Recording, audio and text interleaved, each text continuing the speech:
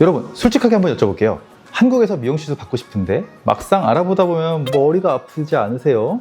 가격도 전부 다르고 시술 이름도 다 처음 듣는 거고 SNS에는 후기가 너무 많아서 뭐가 진짜인지 모르겠고 그래서 그냥 유명한 거 가장 많이 보이는 거 골라서 예약하시는 분들이 진짜 많거든요. 그런데 막상 진료실에서 만나 뵙고 이야기를 나눠보면 정작 그 시술이 본인 피부에 맞는 시술이 아닌 경우가 의외로 많아요. 같은 시술을 받아도 결과가 완전히 다르게 나올 수 있고 어떤 분은 오히려 안 하느니만 못하는 경우도 생기더라고요. 오늘은 한국에 시술 받으러 오시기 전에 꼭 확인해야 되는 5가지 체크리스트를 정리해서 알려드리려고 해요. 이거 하나만 미리 보고 오셔도 상담받을 때 훨씬 똑똑하게 결정할 수 있을 거예요. 안녕하세요. 저는 한국미용 채널 UHCell 김현지 원장입니다.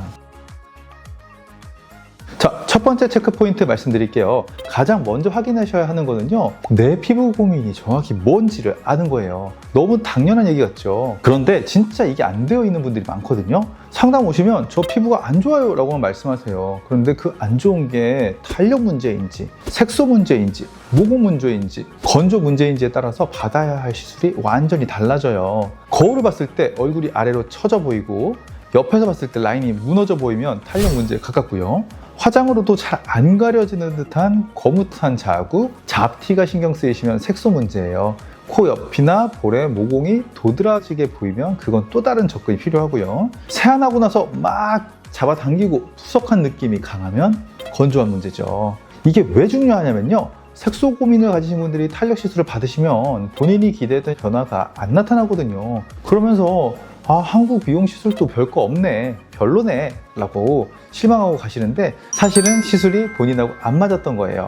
그래서 오시기 전에 거울 앞에서 본인 얼굴을 천천히 보시면서 내가 가장 신경 쓰이는 게 뭐지? 하나를 정해서 오시면 좋아요. 두 번째는 여행 일정과 다운타임을 꼭 같이 보셔야 해요. 이거 진짜 많이 놓치시거든요. 한국에 5일, 7일 이렇게 짧게 오시는 분들이 많잖아요. 그러면 시술도 받고 사진도 찍고 쇼핑도 하고 맛집도 가야 하는데 시술 종류에 따라서는 며칠 동안 붉은 기운이 남거나 멍이 드는 경우가 있어요. 특히 필러 같은 시술은 시술 부위에 따라서 붓기와 멍이 3일에서 7일 정도 갈 수 있고, 입술 같은 경우에는 다음날 가장 부어 보였다가 일주일 후부터 자연스러워지는 경향이 있어요. 그런데 여러분이 그 다음날 한복을 입고 인생샷을 찍어야 한다, 그러면 너무 속상하잖아요. 그래서 시술 일정은 가능하면 여행 초반보다는 중후반으로 잡으시거나 또는 다운타임이 거의 없는 시술 위주로 상담 받으시는 게 좋습니다. 세 번째 포인트가 진짜 중요해요. 시술 강도보다 내 피부에 맞는지를 먼저 보셔야 한다는 거예요. 요즘 SNS 보면 이거 받으면 무조건 좋다라는 식의 바이럴하는 유행 시술들이 정말 많잖아요. 그런데 의외로 그 유행 시술이 본인한테 안 맞는 경우가 많거든요. 피부가 얇은 분, 모세혈관이 비치는 분, 또 평소에 화장품 바꾸면 금방 빨개지는 예민한 피부를 가지신 분들은 같은 시술이라도 강도를 훨씬 낮춰서 접근해야 해요. 강하게 한다고 해서 결과가 그만큼 더 좋게 나오는 건 절대 아니거든요. 오히려 자극을 받아서 색소가 올라오거나 또 한동안 붉은 기운이 안 빠지는 경우도 생겨요. 보통 상담 오시면 친구가 이거 받았는데 효과가 정말 좋대요, 저도 똑같이 해주세요 라고 하시는데 분명히 말씀드립니다. 친구분 피부랑 여러분 피부는 두께도 다르고 민감도도 다르고 색소 반응도 다르거든요. 그래서 진짜 좋은 치료는 세게 해드릴게요가 아니라 여러분 피부에 맞는 시술로 맞는 강도로 해드릴게요 인 겁니다. 상담을 받으실 때 원장님이 본인 피부를 자세히 보고 강도를 조절해 주시는지 아니면 다 똑같은 방법으로 진행하는지 이게 결과를 좌우하거든요.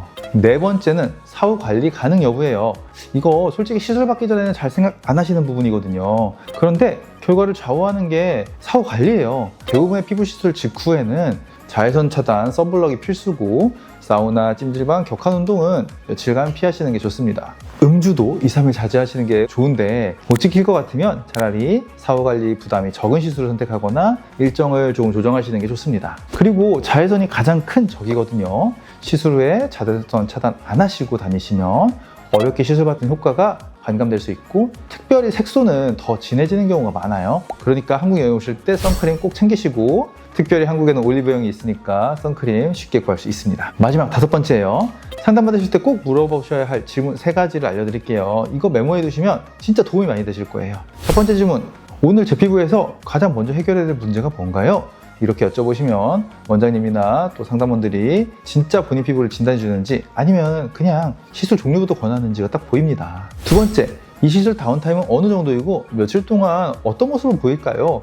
이건 여행 일정 짜는데 정말 중요하거든요. 세 번째 질문, 시술 후 여행 중에 피해야 할 행동이 무엇인가요? 이거 물어보시면 사후 관리에 대한 정보도 한 번에 정리해서 받을 수 있어요. 이 세 가지만 물어보셔도 상담의 질이 확 올라갑니다. 여러분 얼굴이잖아요. 신중해서 나쁜 일은 없거든요. 오늘 5가지 체크리스트 정리해드렸는데요. 본인 피부 고민 정확히 알기, 여행 일정과 다운타임 맞추기, 강한 시술이 아니라 맞는 시술 고르기, 사후 관리까지 가능한지 미리 확인하기, 그리고 상담 때 꼭 3가지 질문하기, 이렇게 5가지예요.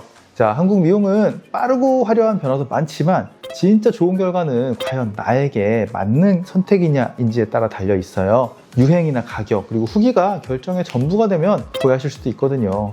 짧은 여행 기간 동안 받는 한 번의 시술이라도 미리 조금 더 준비하고 오시면 결과가 정말 달라질 겁니다.